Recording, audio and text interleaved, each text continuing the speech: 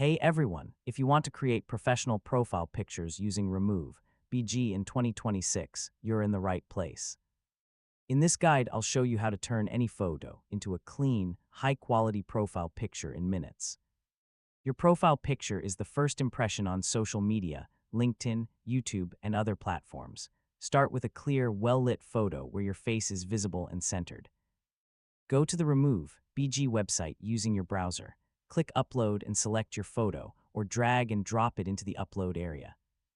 Remove.bg will automatically detect your subject and remove the background in seconds. Download your image as a PNG file with a transparent background. You can add a solid color, gradient, or soft blurred background to make your profile picture stand out. Make sure your face is centered and properly scaled for social media profile dimensions. Once you're satisfied, download your final profile picture in high quality. For best results, use natural lighting, a simple background, and a sharp camera focus. A common mistake is using dark or blurry selfies, and that's it. You've successfully learned how to create profile pictures with remove.bg in 2026. Thanks for watching, and I'll see you in the next tutorial.